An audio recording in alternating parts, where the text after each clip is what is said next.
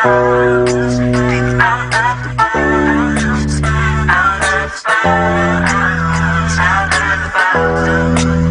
conversation. Let's talk, think about it. Let's get it together. Together we can do it. Oh, out of the box. Think out of the box. Out of the box. Out of the box. Out of the box. Think out of the box.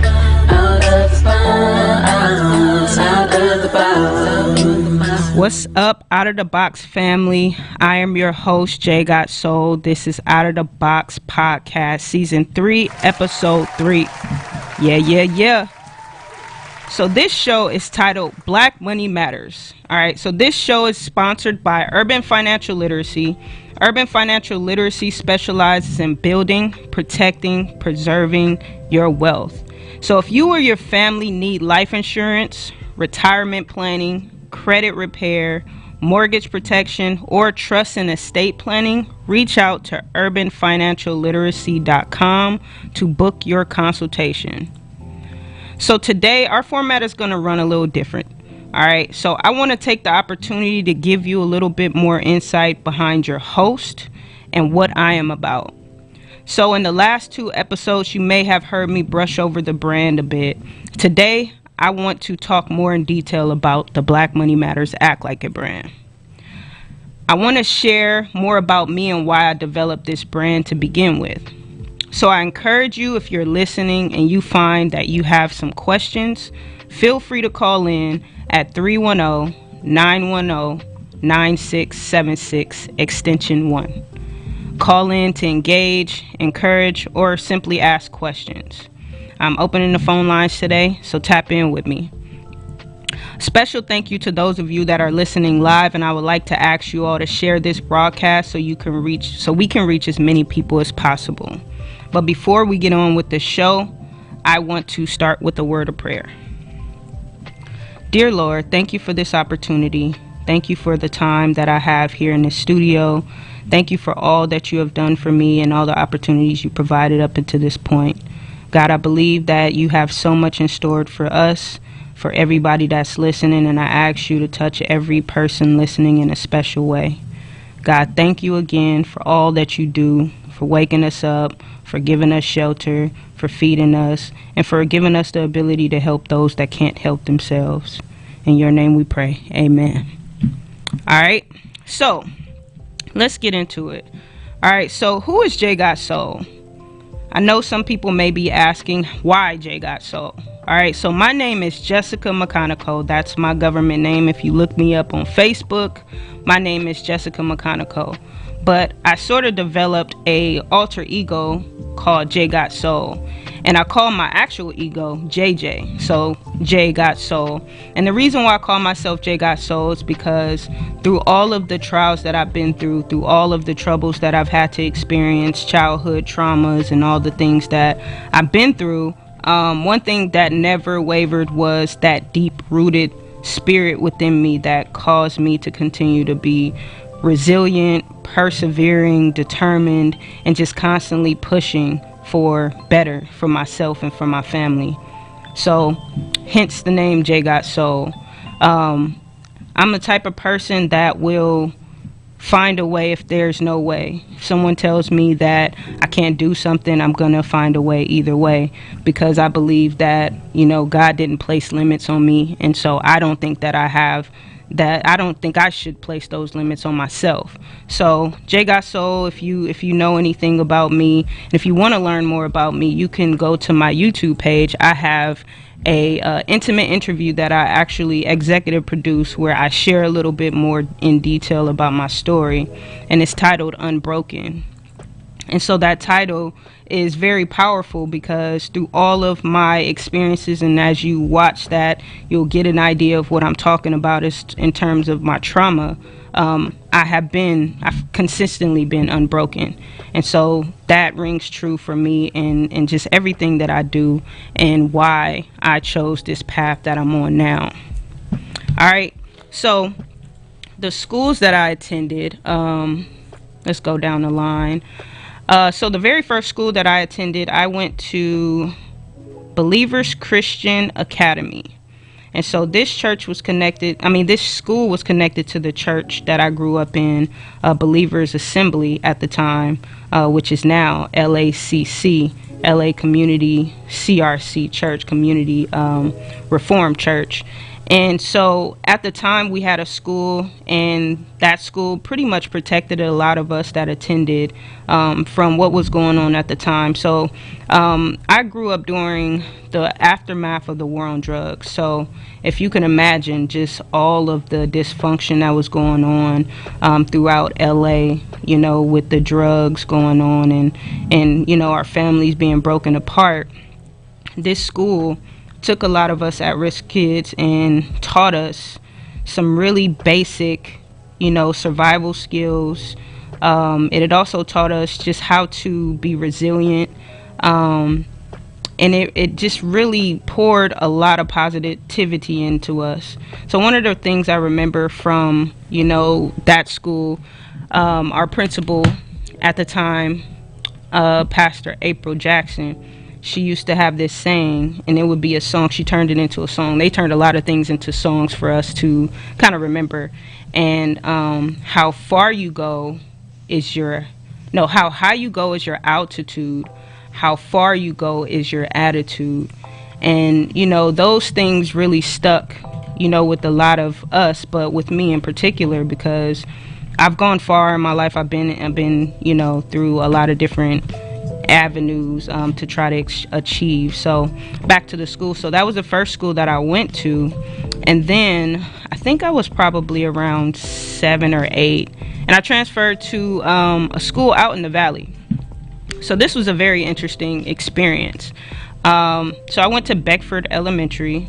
And if you can imagine, like, the culture shock that one would go through from experiencing an all-black, all-minority school and then going into a suburban neighborhood to a white school, it was completely different, right?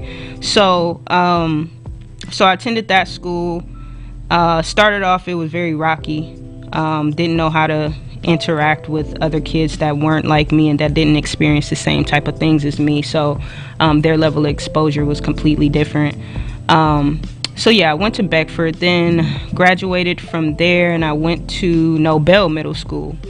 I think that's where the activism in me was ignited. At this school, what I learned was that they weren't really too excited about inner city kids coming into these suburban neighborhoods and going to school there. So our treatment was very different, and I'm the type of person that notices differences. And so yeah, I was considered a problem child at that school. And yeah, so I tried to get kicked out, but it didn't necessarily work out that way. So I stayed, but I didn't graduate from middle school. They kind of just passed me along. And so after I left there, I went to Junipero Serra High School. So my mom and my coach, goddad, trainer at the time, they both came together, and they had to put those head together to try to make sure that I stayed out of trouble. And because basketball was something that I took to the most and I actually put my time and energy into, they decided that Sarah was closest, but it wasn't so close to home where I could just leave school, go home, and ditch. But it was close enough to where it wasn't so far out in the valley, and my mom didn't have to travel to school every week like she did at Nobel to come and, you know, talk to the principal or talk to my counselor about something that I did or said that day. So So yeah, at Sarah, it gave me the opportunity to start over.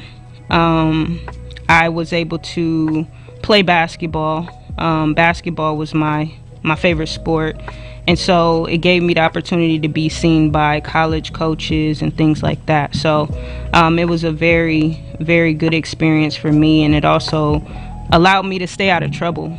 That was one thing that was difficult for me because I had so much trauma and I didn't know how to interact with people without that anger, without that frustration, and all that kind of stuff. So, yeah, I went to Sarah High School, and then I went to from there, I went to Salem International University. That was my first college experience. I received a partial scholarship to play basketball there.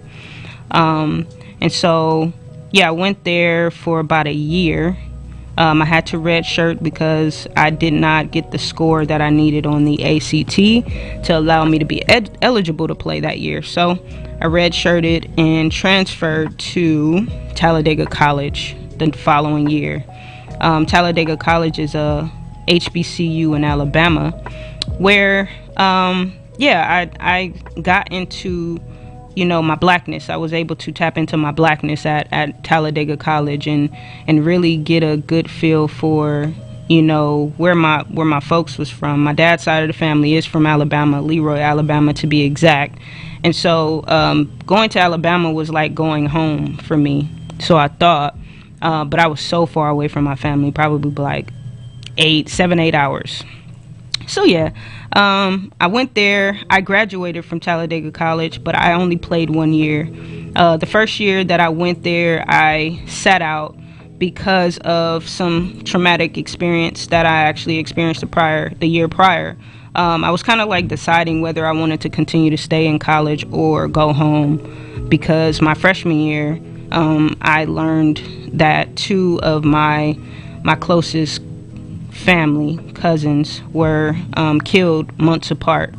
And so for me at that time, it was kind of like, is basketball that important, that I need to be away from my family?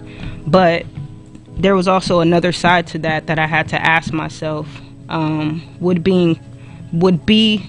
be good for you to be at home close to the gang activity? Would that be a good idea for you? So I decided that it was best for me to stay in school, but I decided to sit out because it was the pressure, the frustration, the anger, the hurt was too much. So when I talk about mental health, I come from a place of actual experiencing it for myself, seeing it within other folks in my family, and my friends, so I'm very sensitive to situations and mental health in general. So yeah, so my sophomore year, well, actually that would be, yeah, so that year I did not play. The following year I decided that I was going to get back into playing basketball, and so that was a tough transition because I had to start all over. It's I had to try out for the team because I did sit out the year prior, and I had to make the team, and then I had to work to make the starting lineup. And if anybody has played college sports, that making the starting lineup is a very difficult task, especially when you play for a team that is stacked with very, very versatile players. And so that was my point of striving at that time. I had to make the team. I had to get on the roster and make sure that I get on the floor. And so the year was tough, but by the time we reached the tournament time, I was on that floor. I ended our tournament game on the floor, and we won a national championship. So I'm very proud of that accomplishment, because that's one of my goals that I wanted to reach as an athlete, was to win a ring. I wish I had my ring now. I will show y'all, because it's a very big ring, and I wear it when I need to be encouraged. So yeah, I attended Talladega College, and I graduated 2011. And then I attended the University of Phoenix to get a master's degree. And so I have a master's degree in marriage, family, and child therapy. I also have a bachelor's of psychology as well. And so those degrees were in part my exploration of myself, but also a study of what does mental health look like in our communities.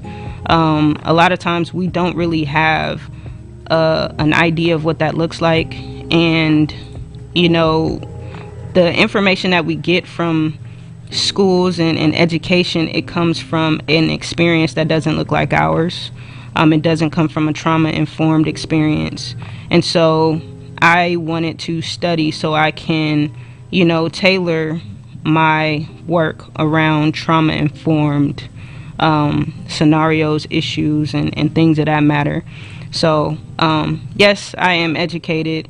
I have a lot of student loan debt, though, and that I don't recommend that.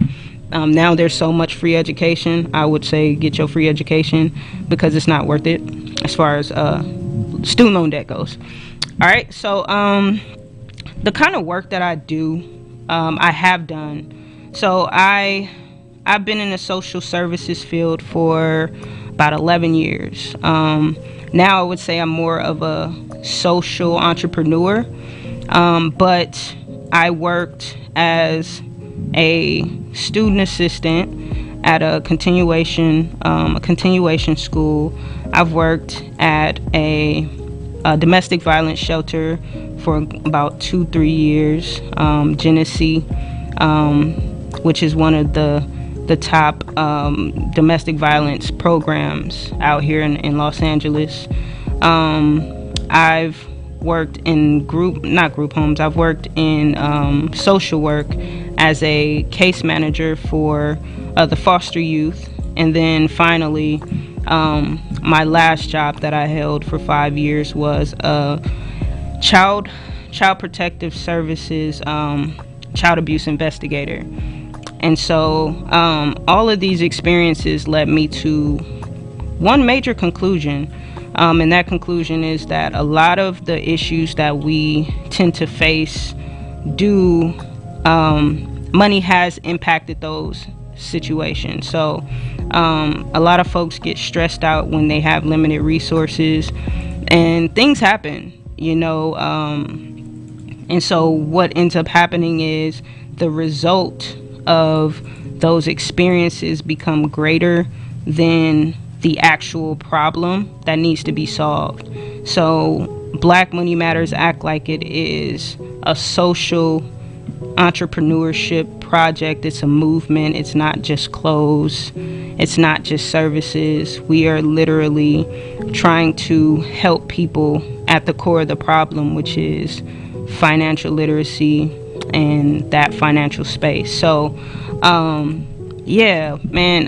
this is a part of who I am, what I'm about, but right now we're gonna take our first break.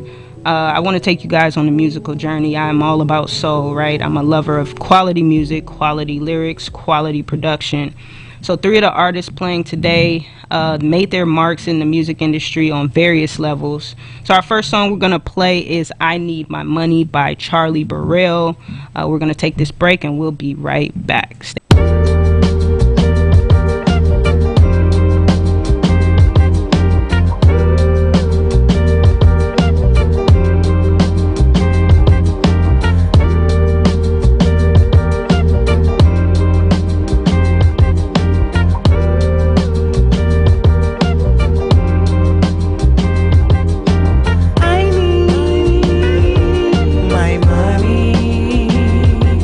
I came to work on time.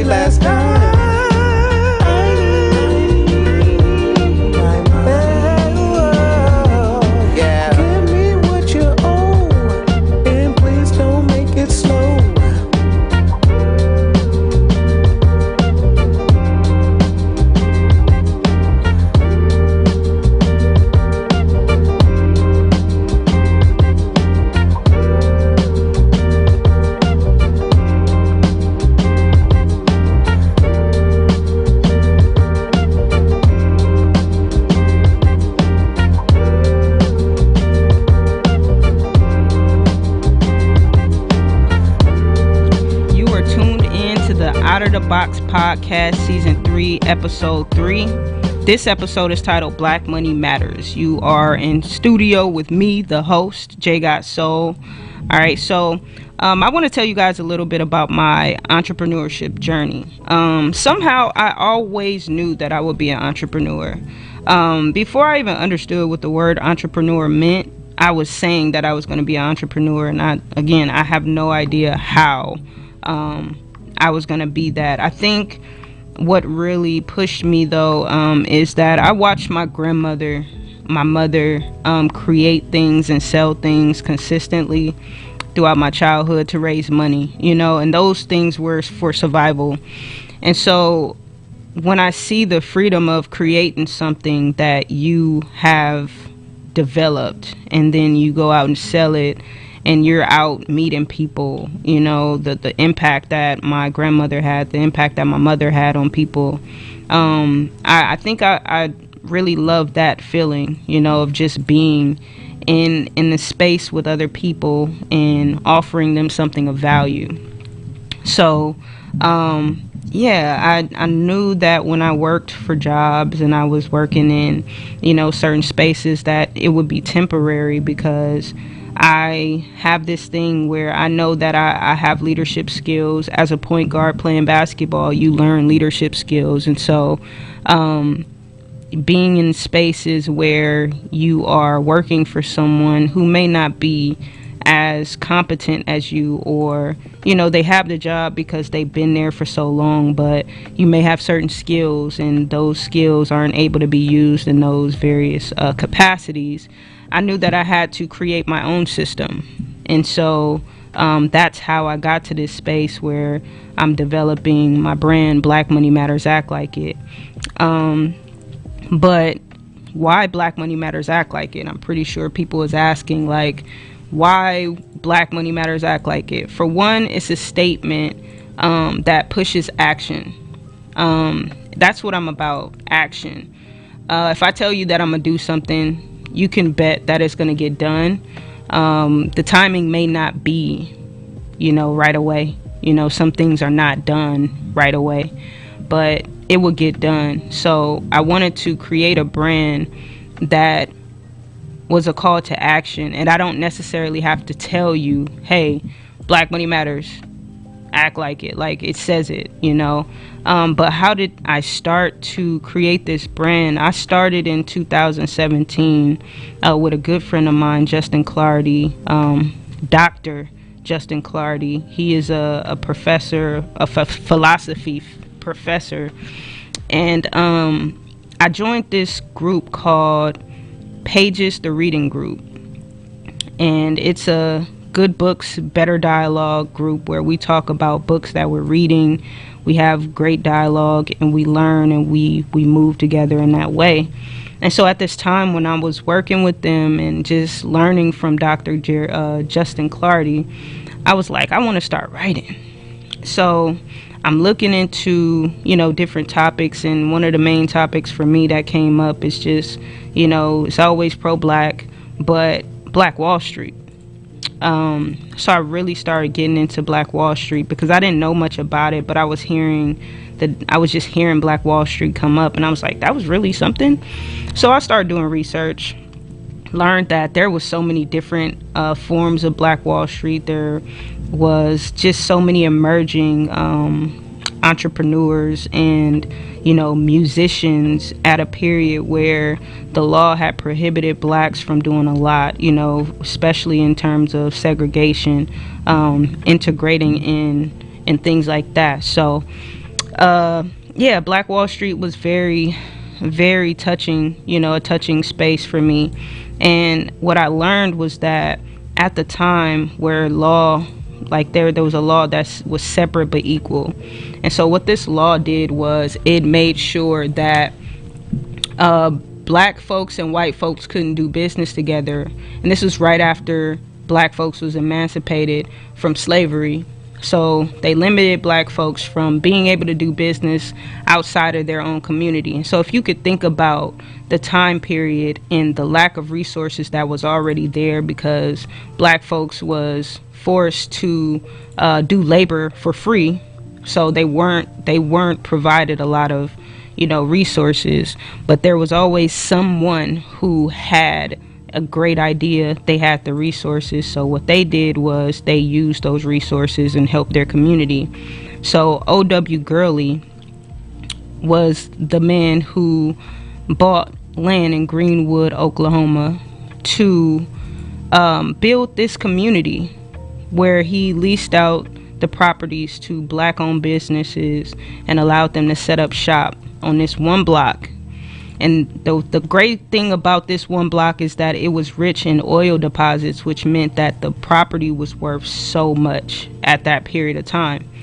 And so when he did this, it allowed black folks to have businesses and to grow that community. So at the time, we have this community where black folks are supporting each other. They're growing their net worth, they're growing their inheritance, all of that. And then a lie creates a massacre, which allows for this space to be legally bombed through the government and white supremacist groups. And so Black Wall Street was massacred at the time. So what came to mind for me is like, okay, well, the law said blacks and whites couldn't do business together at this time. And so they still were successful in terms of how they supported each other and created this community. So I thought, why aren't we doing that now? Like, what's holding us back? There's no law. So why aren't we doing that now? So that's why Black Money Matters act like it. Because we can now do that without restriction. But the problem is that we've been so integrated that we support outside of our community before we support inside. So for me, I really want to push the action behind the Black Money Matters. Excuse me. I really want to push that action because I think it's very important that we circulate our dollars within our community, and build our legacies the proper way with one another, so yeah, that's pretty much where we are with that. But yeah, let's take our second break. This next song that I want us to listen to is by a very special artist by the name of Kaylon Hallman. He was the first guest on our show back in 2020. So the song you're about to hear is my favorite song, titled Sierra Hall. Check it out. We'll be right back. Came up in the schoolyard,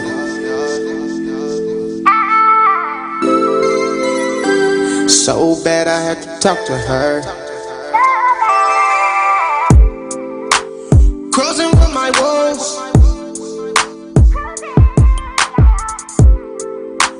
now we can't lose.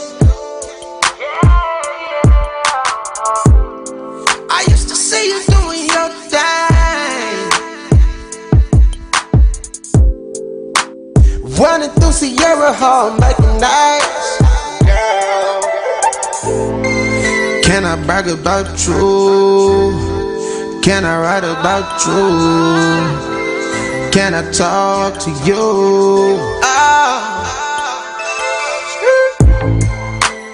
All I need is you.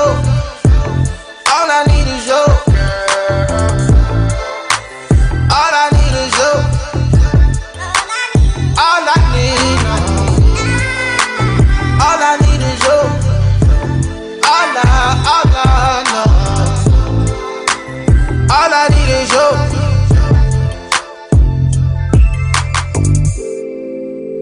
All I need is your girl.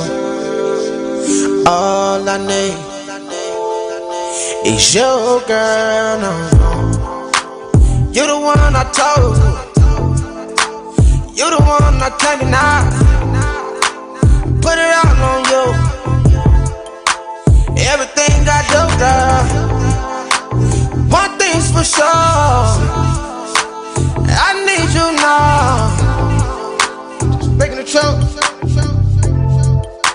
That's all I wanna do, girl. No. do for you, girl. Put it on me.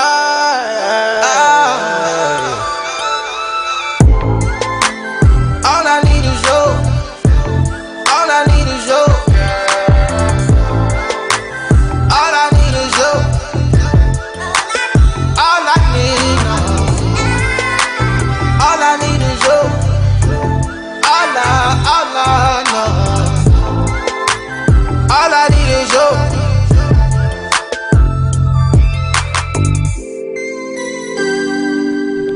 You are tuned in to the Out of the Box. You ready? Oh, hello? Oh, yeah. All right. My bad.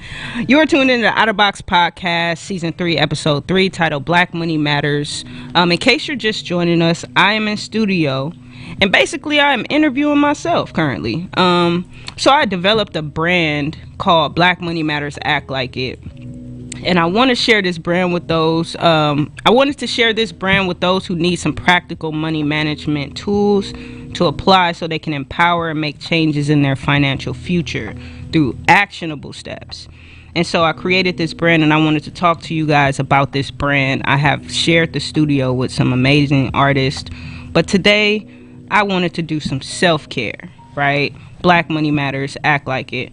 Currently, the brand is at the Compton's Black Exchange on Rosecrans and Central. We are selling our merch. We have our rebranding sale, which we have our remaining items from our previous collection for $30. And then we have our Nova Sky dedication collection, which is now available for order. So you can order either online at www.blackmoneymattersactlikeit.com or head to Central and Rosecrans and pick you up some merch. All right.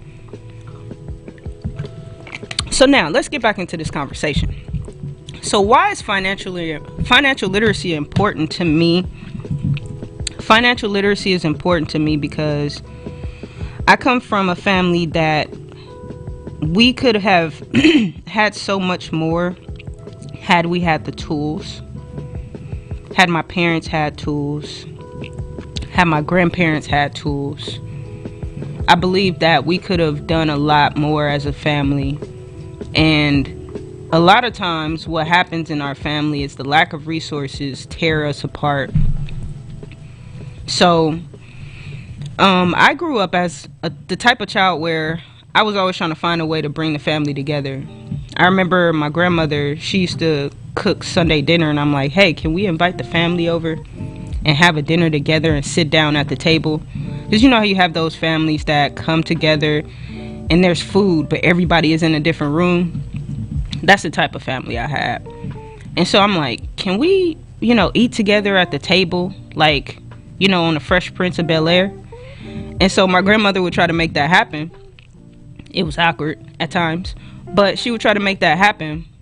But I think that, one way to bring the family together is when everybody is financially stable. We can do more with each other. Somebody's having struggles, we can help them pay their bills. We can put money in a pot, and so we make sure that everybody is taken care of in their own situation. I think it's mighty strange that a lot of us have separate incomes and we separate ourselves. We may go to, get an apartment. I go get an apartment. My parents have a house and I just want to get out their house. And so I spend all this money paying rent to somebody, helping them pay their mortgage, but I don't have any ownership and we're just kind of spending our money out. So I definitely feel that financial literacy can bring our communities, our family, and just us to a better healing space. And so that's why it's important to me. I think that's the key to solving a lot of our problems. As I stated before, working in social services, you see that a lot of the problems stem from a lack of resources. And so if the resources are provided, where's the problems? We might have different problems, but where are the problems? So I definitely wanted to create a brand that tackled all of those situations and make sure that we can be able to support each other in the right way. So I want to talk to you guys about my transition from a full-time employee to entrepreneurship, because a lot of times people think it's I'm gonna work this job and then I'm gonna quit and I'm gonna jump into entrepreneurship. Truth of the matter is, there's steps to it. For me, I was kind of thrust into a position to where I had to hold my own, but I think that with proper strategy, quitting your job can be made very easy. So prior to me resigning from my job at Department of Children and Family Services, when I got there, I noticed that a lot of people were just kind of burnt out. You see a lot of sick people still working in the field. And first thing I thought when I got there was, I don't want that to be me. Like, I don't want to leave this job 25 years from now with a whole bunch of health issues, more stress, and maybe a retirement plan. So I made my promise to myself that I would give myself 5 years as an employee there, just to kind of like really get the experience and do the work. Because one thing about me, if I go into a job, the work is going to get done. I'm not there just for a check. So gave myself 5 years. But interestingly enough, year 5, my niece, Nova Sky Mechanico, was conceived. She was born, what was it?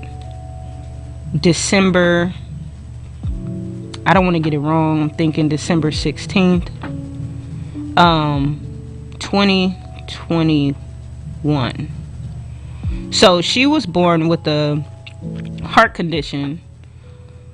I don't want to butcher the name, so I'm not even going to say it, but she was born with this condition, and from the time she was conceived, we were told that she was not going to make it.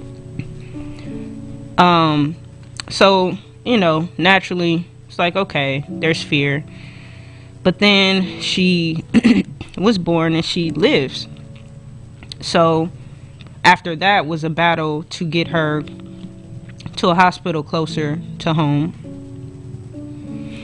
And what was standing in the way was another social worker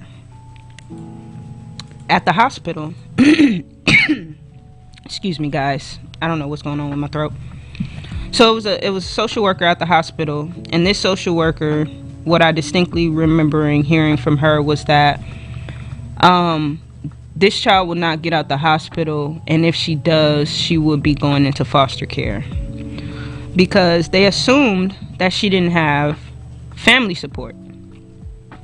This child has a mother, this child has a father. So the child's father is my brother, and my brother, mind you, let me bring it back. You know, I think she was actually born 2020 in the middle of a pandemic.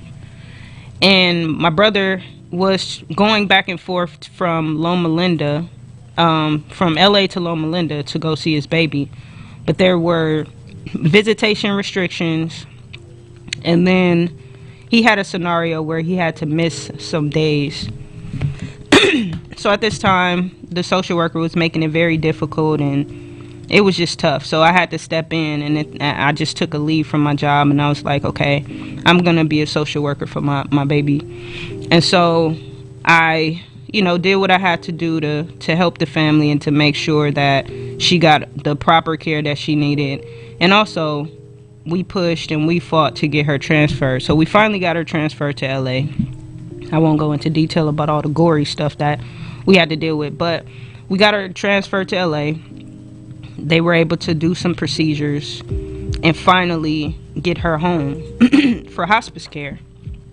So naturally, I want to spend time with my baby because we don't know how long she has, right? And so the decision to leave was for family purposes. But what I didn't realize was how tough that was going to be, to support yourself, to keep your business afloat, and to help take care of a child that it has major needs, So I sort of, resigned from my job and went full time with the entrepreneurship. And here we are, right? And so this is not an easy task. Business is not simple. You're constantly figuring things out. And so, yeah, it's been a journey, but your continued support, the support of my community, is what's keeping me afloat. So with that said, I really encourage you guys to support the brand, because the brand is here to support you. For every purchase that you make in our store, you get a free Now Act Like It worksheet. And what that worksheet does is allow you to go through your own finances monthly. So we start with expenses. The expenses is the most important part of your finances, because you got to pay your bills, right? And so we want to make sure that you're calculating those bills. You know how much your bills are a month, so that you can make sure that you have enough money to pay them.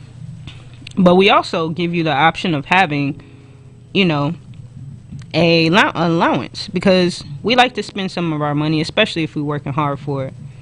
So we have that available for you. And then whatever you have left over, our goal is to get you to start thinking about how you can put your money in places where it's going to grow. All right, so we want to learn what the difference is between assets and liabilities. That's very important for us to learn. All right, so when I come back from this next break, we're going to talk about the differences between assets and liabilities. What is your money supposed to be used for? How can you grow your money? Those are very important things to think about, right? So we're going to take this final break. You're going to hear from the Grammy-nominated songwriter, Brittany Jackson. This song is called Now. We'll be right back.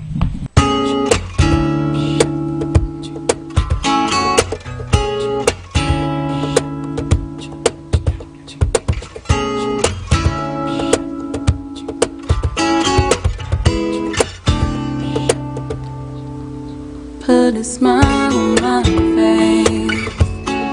Baby, you know just what I want. Tell me that all of your good energy will be here before I know.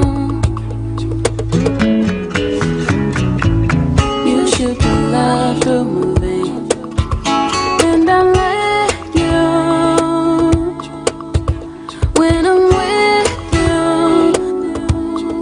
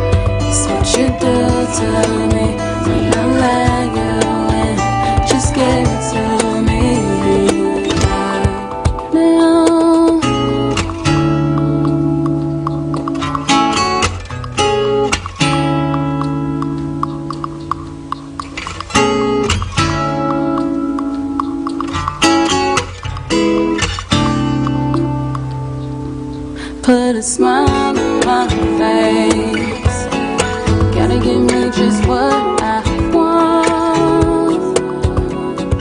Tell me that you would never say no to me. I need all you got and more. Now, right now, you're saving me and making me crazy. At the same damn time, on a drug I know nothing about.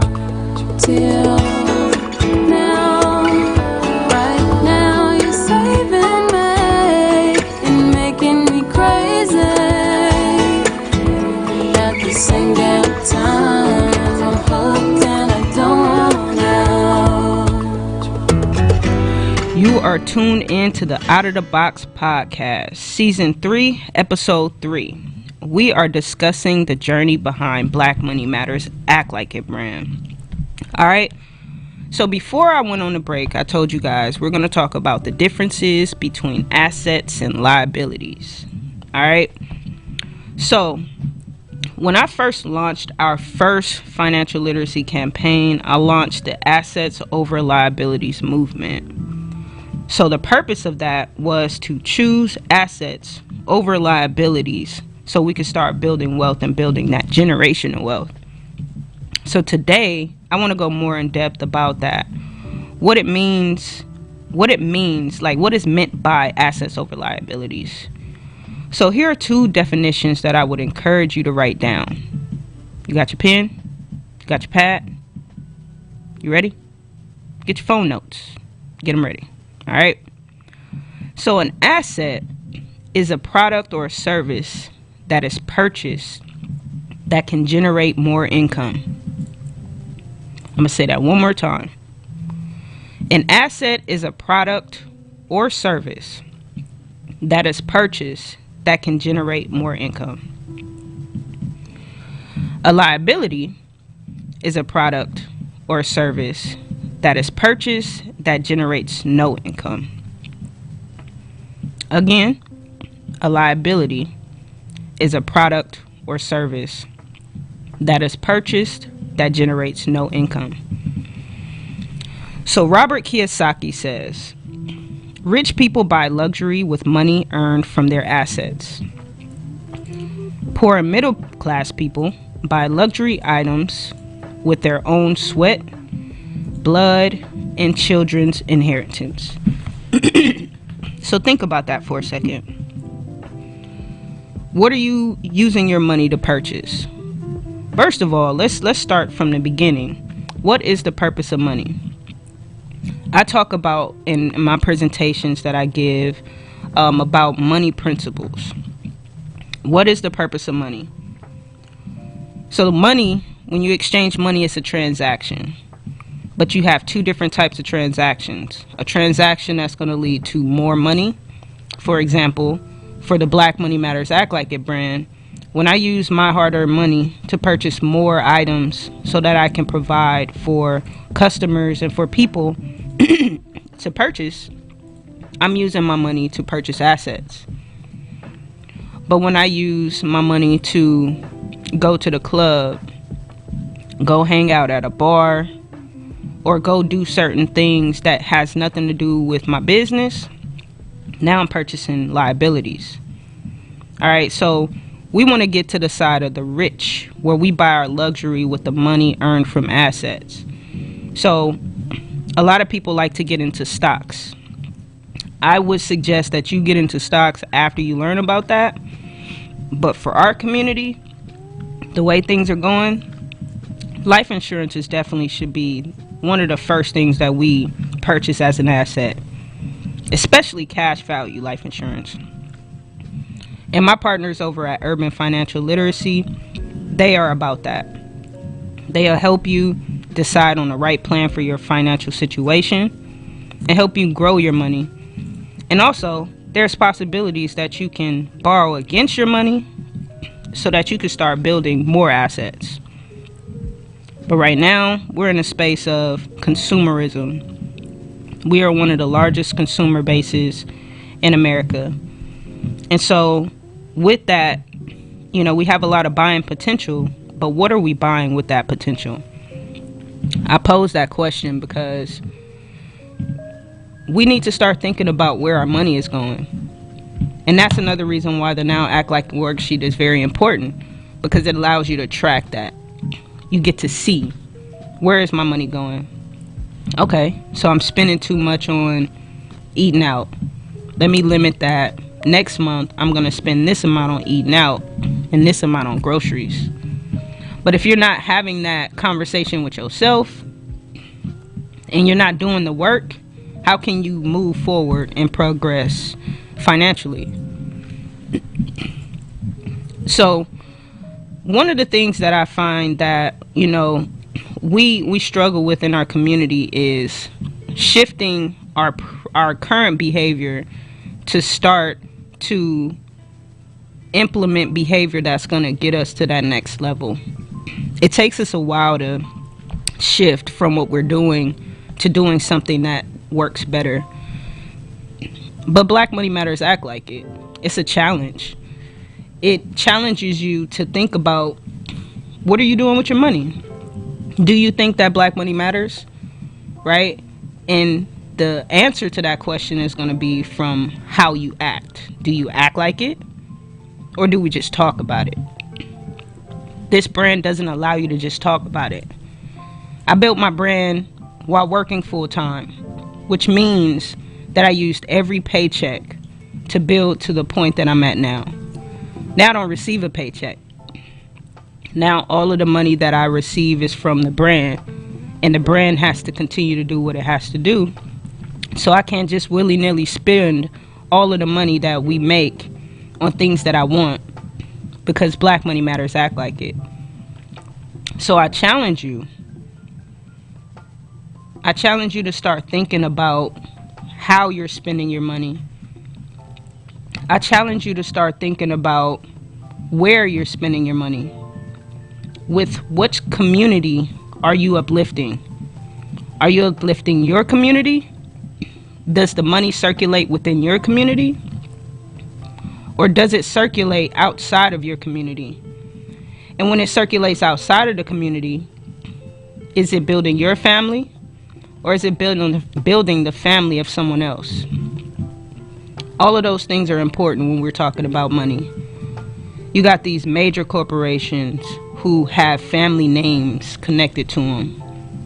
Walmart, Sam Walton, right?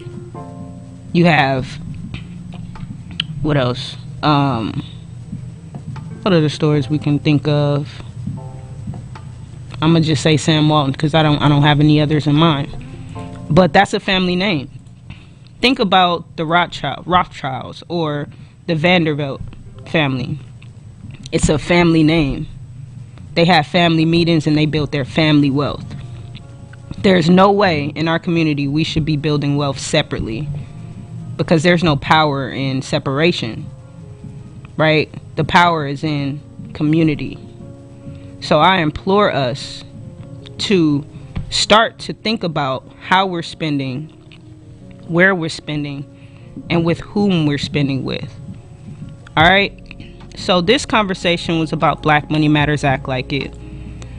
It was a little difficult with this throat of mine, so please forgive me. I haven't talked this long in a while.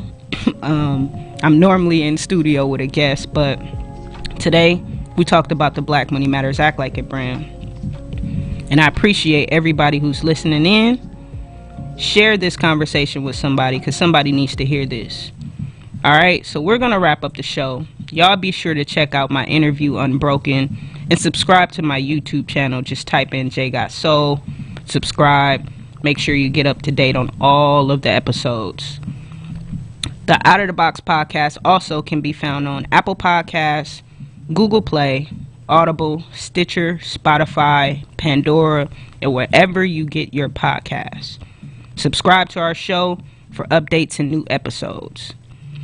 This has been the Out of the Box podcast, Season 3, Episode 3. Thank you to those who have tuned in live. We have enjoyed this conversation. I hope you did too. Again, I want to extend a special thank you to our sponsors at Urban Financial Literacy. They're helping everyday people build, protect, and preserve their wealth. To learn more, visit urbanfinancialliteracy.com, and also a friendly reminder to head over to www.blackmoneymattersactlikeit.com. We're having our rebranding sale where all our remaining items from our previous collection is $30. We're running our pre-order. Nope, it's not pre-order anymore. We are now selling the Nova Sky Dedication Collection, so you can purchase at Black Money Matters Act Like It. You'll receive a Now Act Like It worksheet to get started on your practical budget. So we also offer trauma-informed budgeting assistance. So if you want to, tap in with me on your budget and need help with that, hit our services page. We'll be more than happy to help. All right, so you guys will be back in studio next Saturday, May 27th. You never know who's going to be in the studio, or we might have another conversation. But tune in. Until next time, we are out. Peace.